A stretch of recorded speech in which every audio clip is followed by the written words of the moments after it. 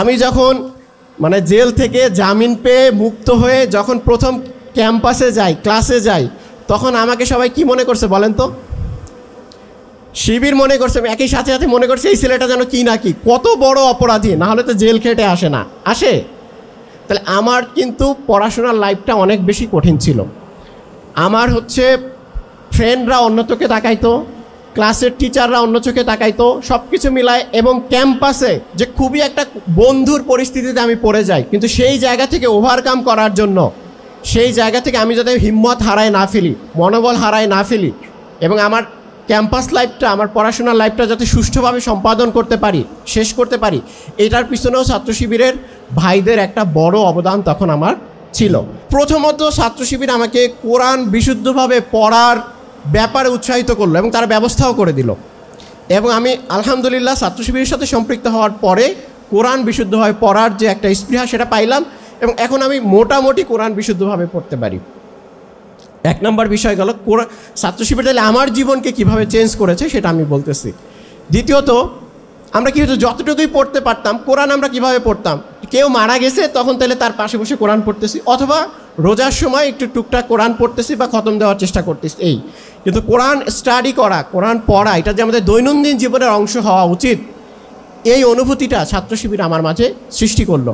এবং আলহামদুলিল্লাহ ছাত্র শিবিরে সম্পৃক্ত হওয়ার পর থেকে মোটামুটি বড় ধরনের কাজ বা না থাকলে রেগুলার একটা কোরআন পড়ার, কোরআন স্টাডি করার, কোরআনের কিছু আয়াত হইলেও পড়ার, অ্যাটলিস্ট অর্থসহ পড়ার যে একটা অনুভূতি, একজন অ্যাজ এ মুসলিম এটা যে আমাদের দায়িত্ব, সেই দায়িত্বটা ছাত্র শিবির আমার মাঝে সেই দায়িত্ব অনুভূতি সৃষ্টি করছে। এবং আলহামদুলিল্লাহ এরপর থেকে কিন্তু আমি ইসলাম সম্পর্কে আস্তে আস্তে জানতেছি এবং মানতেছি। আল্লাহ তাআলা কোরআনে বলছেন, যারা জানে এবং যারা জানে না তারা কি সমান? আপনারা বলেন, যারা জানে এবং যারা জানে না তারা কি সমান? সমান না। তাহলে আমাদেরকে অবশ্যই জানতে হবে। যদি আমরা জানতে চাই তাহলে আমাদেরকে কি করতে হবে? পড়তে হবে, ঠিক না? আল্লাহ তাআলা কোরআনে কি বলছেন? এখানেও দেখেন আয়াতটা আছে, একটু আগে যখন ইয়াটা ছিল, পড়ো তোমার প্রভুর নামে, ঠিক না? একদম কোরআনের প্রথম যে আয়াতটা নাজিল হয়েছে, ইকরা বিসমি রাব্বিকাল্লাযী খলাক, মানে পড়ো তোমার প্রভুর নামে। এই আয়াতটা প্রথমে নাজিল করার কারণ কি? কারণ আমরা যাতে জানি, না জানলে আমরা ভালো মুসলিম হতে পারবো না, না জানলে আমরা ভালো নাগরিকও হতে পারবো না, না জানলে আমরা ভালো মানুষও হতে পারবো না। কারণ জানার ফলে একটা মানুষের যে ইনহারেন্ট যে কোয়ালিটিগুলো আছে সেগুলো আস্তে আস্তে চেঞ্জ হয়ে বেটারমেন্টের দিকে মানুষ যায়। তাহলে যে জানতে হবে আমাদেরকে, নিজ ধর্মকে জানতে হবে, ইসলামকে জানতে হবে, দেশের আইনকানুনকে জানতে হবে, এই যে জানার অনুভূতি ছাত্র শিবির আমার মাঝে সৃষ্টি করে। আমি যখন আমার জীবনে এমন হয়েছে যে আমি হয়তো টোটাল লাইফে বছরে 10 দিন কোরআন পড়তাম না, সেখানে আলহামদুলিল্লাহ ছাত্র শিবির আমাকে এমন একটা অনুভূতির পর্যায়ে নিয়ে গেছে যে আমি যাতে রেগুলার কোরআন পড়ি, এই অনুভূতিটা আমার মাঝে সৃষ্টি হয়েছে। আচ্ছা, আর একটা বিষয় সেটা হচ্ছে কি, আমাদের সব কাজে, আচ্ছা আমাদের আলটিমেট গোল কি? কে বলতে পারবেন আমাদের জীবনের আলটিমেট গোল কি? যে ধর্মাবলম্বী হন, গোল কি? আলটিমেট জান্নাত। পিছনে কারো সন্দেহ আছে আমাদের জীবনের যে আলটিমেট গোল জান্নাত? যে ধর্মাবলম্বী হন, আপনার তো আলটিমেট গোল হচ্ছে, কেউ বলবে স্বর্গ, কেউ বলবে জান্নাত বা এটা, অর্থাৎ পরকালে আমি দুনিয়ার জীবন যেভাবেই কাটাই, আমি আলটিমেটলি যেটা অনন্ত জীবন, যে জীবনের শুরু আছে শেষ নাই, সেই জীবনে আমি কোথায় থাকতে চাই? জান্নাতে। যদি জান্নাতে আমি যেতে চাই তাহলে আমাকে কি করতে হবে? কি করতে হবে আমাকে হচ্ছে ভালো কাজগুলো বেশি বেশি করতে হবে, পজিটিভ কাজগুলো বেশি বেশি করতে হবে, আমাকে নৈতিকতা সম্পন্ন হইতে হবে। তো এই যে সেগুলো যে আমাকে করতে যাই, তাহলে আমাকে অবশ্যই দুনিয়ার জীবনের উপরে আখিরাতের জীবনকে কি করতে হবে? প্রাধান্য দিতে হবে। তখনই আমি শুধুমাত্র দুনিয়ার একটা লোভের সামনে আমি নিজেকে বিলায় দিব না, আমি তখন আখিরাতকে প্রাধান্য দিয়ে আমি সঠিক কাজটাকে প্রাধান্য দিব, আমি ন্যায়কে প্রাধান্য দিব, আমি ইনসাফকে প্রাধান্য দিব, আমি হচ্ছে যে নৈতিকতাকে প্রাধান্য দিব। আমার মধ্যে যদি আখিরাতের ভয় না থাকে, আমার মধ্যে যদি জাহান্নামের ভয় না থাকে, আমার মধ্যে জান্নাত পাওয়ার যদি একটা লোভ না কাজ করে, তাহলে কিন্তু দুনিয়ার এই চাকচিক্য, দুনিয়ার এই অবৈধ পন্থা, দুনিয়ার এই দুর্নীতি, এগুলো থেকে আমি বেঁচে থাকতে পারবো না। সো ছাত্র শিবির আরেকটা গুরুত্বপূর্ণ কাজ আমার মধ্যে যেটা সৃষ্টি করেছে, সেটা হচ্ছে যে আমি যাতে সব কাজে অ্যাটলিস্ট অনুভূতিটা আমার থাকে যে আমার উদ্দেশ্য হচ্ছে আমি দুনিয়ার জীবনকে প্রাধান্য দিব না, আমি দিব কোন জীবনকে প্রাধান্য? আখিরাতের জীবনকে প্রাধান্য দিব। এই যে একটা অনুভূতি, এটা কিন্তু ছাত্র শিবির আমার মাঝে সৃষ্টি করেছে।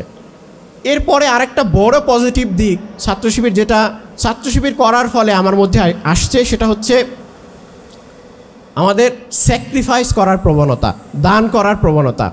আল্লাহ তাআলা কোরআনে বলছেন, তোমরা তোমাদের সচ্ছল এবং অসচ্ছল দুই সময় কি করো? দান করো। আল্লাহ তাআলা কোরআনে বলছেন, তোমরা প্রকাশ্যে এবং গোপনে দান করো, ঠিক না? এই যে দান করার অনুভূতি, এইটা ছাত্র শিবির আমার মাঝে সৃষ্টি করেছে।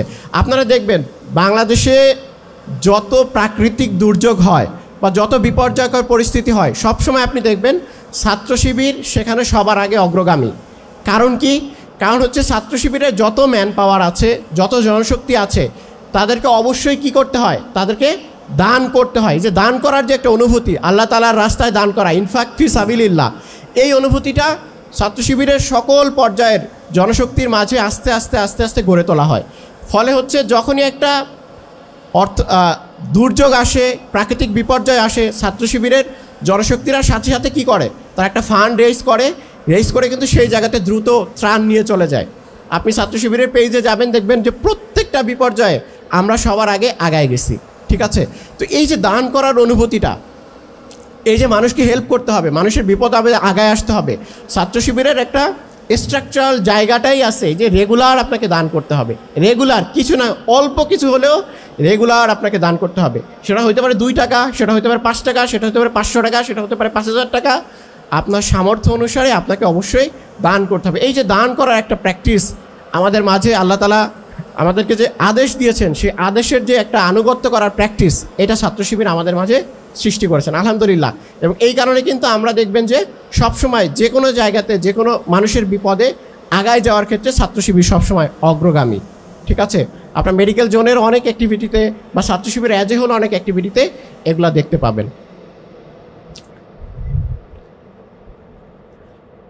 আচ্ছা, এরপরে আসেন আমার জীবনে ছাত্র শিবির আর কিভাবে চেঞ্জ নিয়ে আসছে। আচ্ছা, আপনারা চিন্তা করেন, একটা ছেলে যে মেডিকেলে চান্স পাওয়ার মাত্র 10 দিনের মাথায় জেলে গেল, তার কি মেডিকেল লাইফটা ইজি হয়েছে? অনেক বেশি কঠিন হওয়ার কথা না?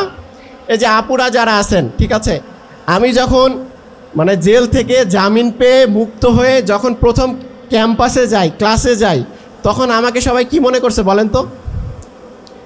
শিবির মনে করছে। একই সাথে সাথে মনে করছে এই ছেলেটা যেন কি না কি, কত বড় অপরাধী, না হলে তো জেল খেটে আসে না, আসে।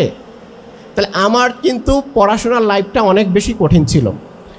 আমার হচ্ছে ফ্রেন্ডরা অন্য চোখে তাকাইতো, ক্লাসের টিচাররা অন্য চোখে তাকাইতো, সব কিছু মিলায়। এবং ক্যাম্পাসে যে খুবই একটা বন্ধুর পরিস্থিতিতে আমি পড়ে যাই, কিন্তু সেই জায়গা থেকে ওভারকাম করার জন্য, সেই জায়গা থেকে আমি যাতে হিম্মত হারায় না ফেলি, মনোবল হারায় না ফেলি, এবং আমার ক্যাম্পাস লাইফটা, আমার পড়াশোনার লাইফটা যাতে সুষ্ঠুভাবে সম্পাদন করতে পারি, শেষ করতে পারি, এটার পিছনেও ছাত্র শিবিরের ভাইদের একটা বড় অবদান তখন আমার ছিল। ছাত্র শিবিরের একটা দফা আছে, ছাত্র শিবির 5 দফা নিয়ে কাজ করে: দাওয়াত, সংগঠন, প্রশিক্ষণ, ইসলামী শিক্ষা আন্দোলন ও ছাত্র সমস্যা সমাধান, আর 5 নম্বর হচ্ছে ইসলামী সমাজ বিনির্মাণ। এই যে 4 নম্বর দফা, ইসলামী শিক্ষা আন্দোলন ও ছাত্র সমস্যা সমাধান, আমি যে পরিস্থিতিতে পড়েছি, এই পরিস্থিতিটা ছিল ছাত্রদের মাঝে একটা সমস্যা। অর্থাৎ তখন পরিস্থিতিটা এরকম ছিল যে কিছু কিছু ছাত্র, কিছু এমনকি ছাত্র শিবিরের জনশক্তি যারা হচ্ছে বিভিন্ন ধরনের সমস্যায় জর্জরিত ছিল। কারো আর্থিক সমস্যা ছিল, কেউ ঠিকভাবে পড়াশোনা কন্টিনিউ করতে পারতেছিল না, কারো হচ্ছে এইরকম ধরেন জেল জুলুম অত্যাচারের নির্যাতনের ইতিহাস ছিল, ফলে হচ্ছে ক্যাম্পাসে ঠিকভাবে তারা চলাফেরা করতে পারতো না, যাইতে পারতো না। তো সেক্ষেত্রে কিন্তু কি হয়েছে, ছাত্র শিবির এই জায়গাতে যতটা হেল্প করা যায়, যেমন ধরেন আমি যখন প্রথম ঢাকায় আসি এবং জেল থেকে বের হওয়ার পরে, আমার যেহেতু বাবা নাই, তো আমার ফ্যামিলি আমাকে সাপোর্ট দিত। তো একটা সময় পরে এরকম একটা ভঙ্গুর পরিস্থিতিতে আমার হাতে টাকাও নাই, আবার হচ্ছে ক্যাম্পাসটাও আমার জন্য অনিরাপদ, আমি ক্যাম্পাসে ঠিকভাবে চলাফেরা করতে পারি না, বা হচ্ছে টিচারদের ক্লাস করা, এগুলো সব। তো ওই সময় আমার পকেটে টাকা নাই, কে আগায় আসছে বলেন তো? ছাত্র শিবিরের ভাইরা আমাকে তখন একাধিক টিউশনে ওনারা ম্যানেজ করে দেন, যে টিউশনের ফলে আমি হচ্ছে কিন্তু আমার যে আর্থিক অবস্থাটা, সেটা কিন্তু আমি হচ্ছে একটা ওভারকাম করে নিতে পারি। তো এই যে টিউশনের ব্যবস্থা করা, কিংবা ছাত্র শিবিরের কর্মসূচি আছে যে যারা আর্থিকভাবে অসচ্ছল তাদের জন্য বৃত্তির ব্যবস্থা করা, বা হচ্ছে স্কলারশিপের ব্যবস্থা করা, যেটাই আপনি বলেন, এই ব্যবস্থাগুলো কিন্তু হচ্ছে যে তখন তারা টেক করলো, এবং হচ্ছে যে এর মাধ্যমে কিন্তু আমার জীবনের যে চেঞ্জটা সেটাও কিন্তু অর্জিত হইল। এরপরে হচ্ছে যে আমার জীবনের সবথেকে কঠিন যে জায়গাটা, সেটা ছিল যে আমি বলতেছিলাম 3 মাস পরে যখন আমি বের হই, যেহেতু আর্থিক অবস্থা খারাপ, পকেটের অবস্থা খারাপ, অনেক কিছু অনেক লিঙ্ক আপ ম্যানেজ করে হলে আমি একটা সিট কোনোভাবে ম্যানেজ করি, ঠিক আছে, অনেক ধর্ণা দিয়ে হলে সিট ম্যানেজ করি। তো যেটা হয়, আমার ফার্স্ট প্রপ পরীক্ষার অ্যানাটমি সফট পার্টের ভাইবার আগের দিন ছাত্রলীগের 2 পক্ষের গ্যাঞ্জাম হয়। গ্যাঞ্জাম হওয়ার পরে আমি রিডিং রুমে পড়তেছিলাম, গিয়ে দেখি যে সকালবেলা আমার রুমের সব জানালার কাঁচ টাচ ভাঙা টাঙা একদম গুঁড়া করে দিছে, 2 পক্ষ মারামারি করে, ঠিক আছে। তো আপনি চিন্তা করেন, আমার অ্যাপ্রন যেটা ধুয়ে আমি রেখে দিয়েছিলাম, অ্যাপ্রনের উপরে কাঁচ টাচ সব বিধে আছে, ঠিক আছে। সেই অবস্থায় সেখান থেকে ওই অ্যাপ্রন গুজগাছ করে স্যারদের কাছে, ম্যাডামদের কাছে আগেই গিয়ে যে ম্যাডাম আজকে আমাদের হলে এরকম পরিস্থিতি হয়েছে, তো আমরা ঠিকভাবে পড়াশোনা করতে পারি না। এইরকম একটা খারাপ পরিস্থিতি থেকে আমরা উত্তরণ করে দেন পড়াশোনা করে আজকের এই পর্যায়ে এসেছি। তো আমি যেটা বললাম, ছাত্র শিবির আমাদের বা আমার জীবনে যে চেঞ্জগুলো নিয়ে আসছে সেগুলো আমি ছোট্ট করে কিছু জায়গা বলার চেষ্টা করলাম। সবথেকে বড় যে চেঞ্জ ছাত্র শিবির এনেছে এবং আমি আপনাদের উদ্দেশ্যে বলতে চাই, সেটা স্কিলড এবং মানবিক ডক্টর হওয়া। এই যে অনুভূতি, এটা আমার মাঝে ছাত্র শিবির সৃষ্টি করতে পেরেছে, আলহামদুলিল্লাহ। আপনি যদি ওয়ার্ল্ডে লিড দিতে চান, ওয়ার্ল্ডে যদি আপনি বাঙালি জাতি হিসাবে, বাংলাদেশি হিসাবে, মুসলিম হিসাবে আপনি যদি সবার আগে থাকতে চান, 1 নাম্বার হইতে চান, বেস্ট হইতে চান, তাহলে অবশ্যই আপনাকে নলেজের দিক থেকে বেস্ট হইতে হবে, ঠিক না? নলেজের দিক থেকে আপনাকে কি হইতে হবে? বেস্ট হইতে হবে। এখন আমরা দেখেন, ওয়ার্ল্ডের যে বর্তমান নলেজ আছে, যে স্ট্যান্ডার্ড চলতেছে, যে প্রযুক্তি চলতেছে, সেগুলো থেকে আমরা কত বছর পিছায় আছি? মিনিমাম 50 বছর পিছায় আছি। কত বছর? মিনিমাম 50 বছর। এই অবস্থা যদি থাকে, তাহলে আমরা কোনোদিনই জাতি হিসাবে এই পৃথিবীর মাঝে আমরা শীর্ষস্থানে যাওয়ার যে চিন্তা, সেটা কখনো কল্পনাই করতে পারবো না। তো এই চিন্তা বা এই জায়গাতে পরিবর্তন আনতে পারে একমাত্র শিক্ষিত, মেধাবী, যোগ্য মানুষ। তারা যখন আরও বেশি আগায় আসবে সমাজকে লিড দেওয়ার ক্ষেত্রে, তারা যখন রিসার্চের ক্ষেত্রে আগায় আসবে, প্রযুক্তির দিক থেকে আগায় যাবে, চিকিৎসা ক্ষেত্রে আগায় যাবে, তখনই কিন্তু একটা দেশ অ্যাজ এ হোল আগাবে। তো এই অনুভূতিটা ছাত্র শিবির আমার মাঝে সৃষ্টি করতে পেরেছে যে আলহামদুলিল্লাহ আমাদেরকে বেস্ট হইতে হবে। কী হইতে হবে? বেস্ট হইতে হবে। আমি যদি বেস্ট না হই, আমি যদি বেস্ট ডক্টর না হইতে পারি, আমি যদি শুধু এটুকুই চিন্তা করি যে আমি এমবিবিএস পাস করবো, একটা পোস্ট গ্রাজুয়েশন করবো, এরপর শুধু চেম্বার করে বেড়াবো, নতুন কোনো নলেজ আমি নিয়ে আসবো না, কোনো রিসার্চ আমি করবো না, তাহলে এই দেশের বা এই অ্যাজ এ হোল জাতি হিসেবে আমরা আগাইতে পারবো না। শুধুমাত্র এই পাশ্চাত্যের যারা আছে তারাই নতুন নতুন রিসার্চ করবে, নতুন নতুন জিনিস নিয়ে আসবে, আবিষ্কার করবে, এবং আমরা সেগুলো শুধুমাত্র 10, 20, 30 বছর পরে ফলো করব। আমরা কখনোই অগ্রগামী হইতে পারবো না।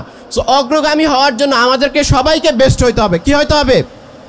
আমরা আজকে এখান থেকে শপথ করে যাইতে পারবো কি না, আমরা আমাদের জাতির জন্য, আমরা আমাদের মানুষের জন্য, আমরা আমাদের সমাজের জন্য, আমরা আমাদের পিতামাতার জন্য বেস্ট ডক্টর হওয়ার, বেস্ট মানবিক ডক্টর হওয়ার, বেস্ট স্কিল ডক্টর হওয়ার যত ধরনের যত পথ পাড়ি দিতে হয়, যত কষ্ট করতে হয়, সেটা আমরা করতে পারবো কি না? ইনশাআল্লাহ। আমরা যদি আজকে এই ফ্রেশার্স রিসিপশন থেকে একটা মাত্র শপথ নিয়ে যাই, একটা মাত্র ওথ টেক করে যাই, একটা মাত্র দৃঢ় প্রতিজ্ঞা করে যাই, সে প্রতিজ্ঞাটা এই দেশের জন্য, এই জাতির জন্য আমাদেরকে অবশ্যই বেস্ট হইতে হবে, বেস্ট অ্যামং দ্য বেস্ট হইতে হবে, ওয়ার্ল্ডের মধ্যে বেস্ট হইতে হবে। এবং সেই বেস্ট হওয়ার জন্য আমাদের যা কিছু করা দরকার, পড়াশোনা, দেশের বাইরে থেকে ডিগ্রি নেওয়া, দেশের বাইরে বড় বড় বিশ্ববিদ্যালয়ে পড়াশোনা করা, পিএইচডি নেওয়া, গবেষণা করা, যত কিছু করা, আপনাদেরকে সেই সব জায়গাতে যাইতে হবে। ছাত্র শিবির কখনোই আপনাকে বলবে না আপনি আসেন আমার দলে যোগ দেন, মিছিল মিটিং করেন, এইগুলা করেন, এগুলো আমরা বলবো না। আমরা যেটা বলতে চাই, আপনি অবশ্যই পড়াশোনা করেন, পড়ার টেবিলে ফিরে যান এবং আপনি বেস্ট হন। বেস্ট হইলে আমাদের এই জাতি আগাবে। তো আমাদের ম্যাডাম আছেন, madam Kaniz Fatema madam, one of the finest neurosurgeon in Bangladesh. তো ম্যাডাম আপনাদের সামনে এই ক্যারিয়ার নিয়ে এবং যে পড়াশোনা রিলেটেড আরও অনেক কথা বলবেন। বাট আমি অ্যাজ এ হোল যেটা বলার চেষ্টা করলাম, ছাত্র শিবির কীভাবে আমাকে চেঞ্জ করেছে, আমাকে নলেজ অর্জনের জন্য বলেছে, আমাকে শিক্ষাগত যোগ্যতা অর্জনের জন্য বলেছে, আমাকে ইসলামিক নলেজ অর্জনের জন্য বলেছে, আমাকে নৈতিকতা অর্জনের জন্য বলেছে, আমাকে পড়াশোনা করার জন্য বলেছে, আমাকে যে নৈতিকতা প্র্যাকটিস করার সুযোগ করে দিয়েছে, আমাকে আর্থিকভাবে যাতে মানুষের জন্য দরদি হই, দান করতে পারি, সেই অনুভূতি আমার মাঝে সৃষ্টি করেছে। এবং অ্যাজ এ হোল আমি 10 বছর আগে যখন মেডিকেলে চান্স পেয়েছি, তখন আমি যেরকম একটা মানুষ ছিলাম যে না কোরআন পড়তে পারতাম না, নামাজ পড়তাম না, আমি হচ্ছে যে ইথিক্স প্র্যাকটিস আমার মধ্যে ছিল না, সেই জায়গা থেকে আজকে আমি আশা করি বা আমি বিশ্বাস করি যে আমি কিছুটা চেঞ্জ হয়েও একজন কিছুটা প্র্যাকটিসিং মুসলিম, কিছুটা নৈতিকতা সম্পন্ন একজন মানুষ যে হতে পেরেছি, এই পথ চলাটা পুরো কৃতিত্বই আমার ফ্যামিলিও কখনো আমাকে বলে না। আমার পড়াশোনা ঠিক ছিল আলহামদুলিল্লাহ, আমার নামাজ ঠিক ছিল কিনা, আমার নৈতিকতা ঠিক ছিল কিনা, এটা নিয়ে আমার ফ্যামিলিও অতটা বেশি কনসার্ন ছিল না। এই যে কনসার্নের জায়গাটা, আমাকে যে দুনিয়ার জীবনের উপর আখিরাতের জীবনকে প্রাধান্য দিতে হবে এবং সেজন্য যে কাজ করতে হবে, এই যে অনুভূতি সৃষ্টি করা, এই অনুভূতি সৃষ্টি করার পিছনে যতটা অবদান, এর মোটামুটি 90% অবদানই বাংলাদেশ ইসলামী ছাত্র শিবিরের। সো এই জন্য ছাত্র শিবিরের প্রতি আমি কৃতজ্ঞ। আমি চাই আপনারা সবাই এই ছায়াতে আসেন বা না আসেন, আজকে যে এখান থেকে যে মেসেজগুলো নিলেন সেগুলো নিয়ে সেগুলো নিজের মধ্যে ডেভেলপ করে, সেগুলো নিজের মধ্যে প্র্যাকটিস করে আপনারা এই সমৃদ্ধ বাংলাদেশ গড়ার লক্ষ্যে সৎ, দক্ষ এবং যোগ্যতা সম্পন্ন নাগরিক হয়ে বাংলাদেশকে আরও দূরে আগায় নিয়ে যাবেন। তো সেই প্রত্যাশা রেখে আমি আমার কথা শেষ করতেছি। সবার প্রতি শুভকামনা। আসসালামু আলাইকুম ওয়া রাহমাতুল্লাহি ওয়া বারাকাতুহু।